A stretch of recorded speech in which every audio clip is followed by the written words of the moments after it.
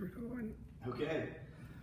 So, it's well known that moving to a new place can be quite a difficult experience, whether that be from within someone's state, within someone's country, or even worse, from one country to another. And we also know that the United States has become quite popular over the years and attracts quite a large number of potential legal immigrants.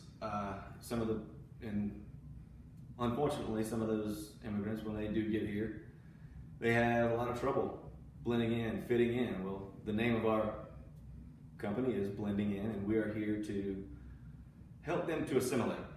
In order to do that, we take our services to their country's capital so that we can be near their U.S. Embassy. And working with the U.S. Embassy, we're able to get names of those hopeful immigrants who have already applied for visas and are on the waiting list. And so what we do is we target those and we offer classes, basically assimilation classes, and we teach them the differences between where they're coming from and where they're going. And those can be quite different. We'll have, let's see.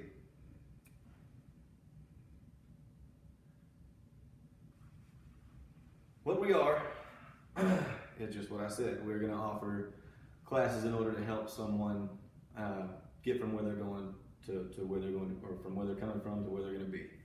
And to remove some of the hassle and to try to make it a little smoother transition, we want to be able to help them to know what to expect.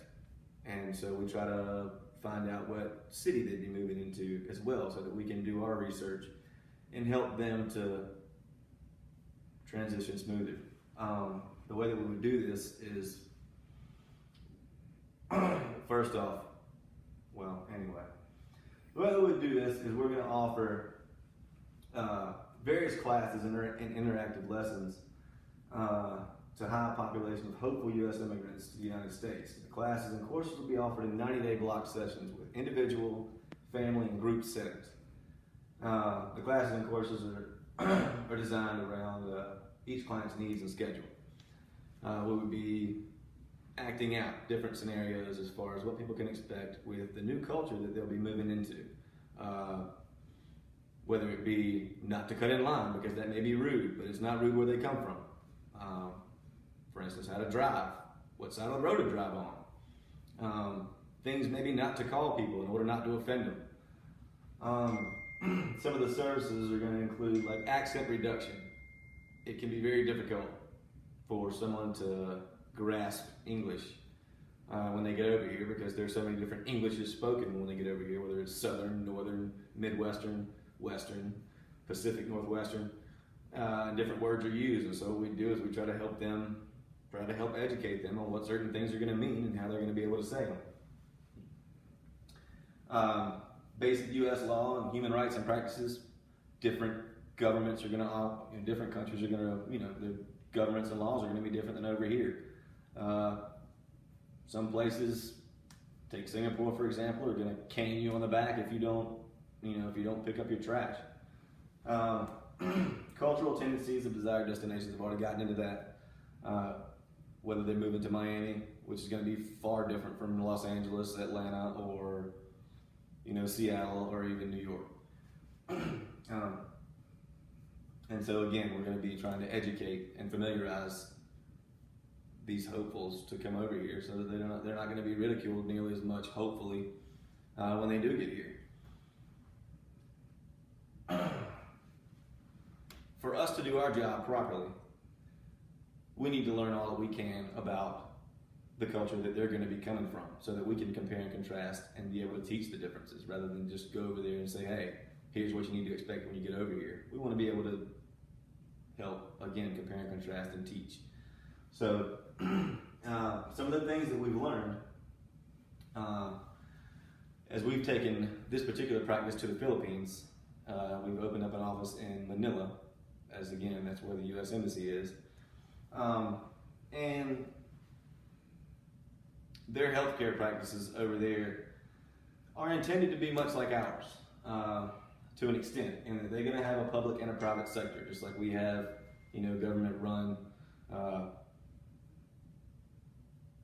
healthcare services, and we have others that are, privately owned hospitals and doctors' offices.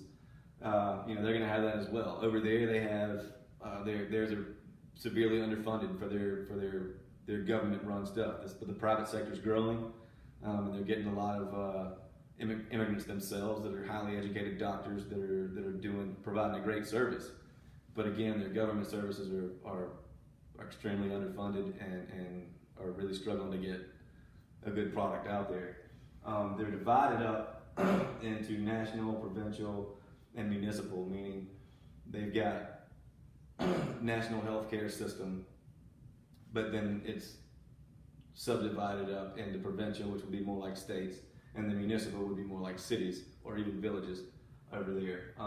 And the Department of Health, again, is extremely underfunded, and they have trouble putting a good. They just really have trouble, and they're gonna hopefully not have to deal with that when they get over here. Their government, seeing as they were at once a U.S. territory, as we helped them separate, they tried to model their government after what we have here in the United States. There's one difference being is that they are a unitary republic, meaning that their states and their cities do not, they take their orders from the national government, as opposed to where we are, and we work from the ground up. They have a president, a vice president, a Congress with a Senate and a House of Representatives. The main difference being is that the Philippine Constitution limits the president to a single 6-year term, with senators capped at 2 consecutive 6-year terms and House of Representatives to 3 3-year terms. There are also separate ballots for the president and vice president, meaning they don't have to come from the same party. There have also been 2 women presidents since 1986, as their women and men both have equal rights. Another difference. Let's see that we have is.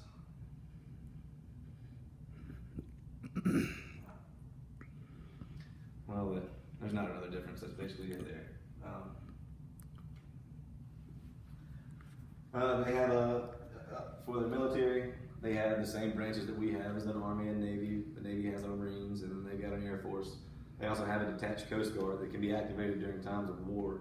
Where they struggle is that it's also underfunded, and it seems they have 22,369 plus miles of coastline. They really have a tough time patrolling their waters and keeping their borders secure. They have high rates of drug trafficking, child trafficking, and a lot of corruption. Within the military, they have active ages from 18 to 56 for both men and women, and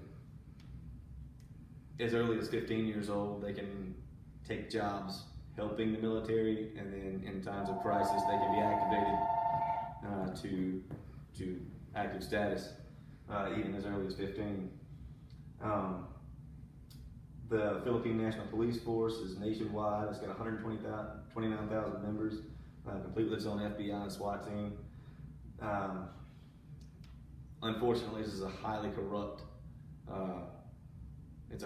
organization, well known for taking bribes. They actually participate in kidnapping and ransom holding.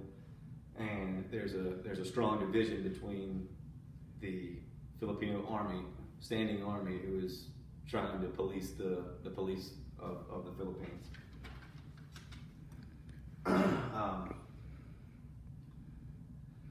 And so that's my part.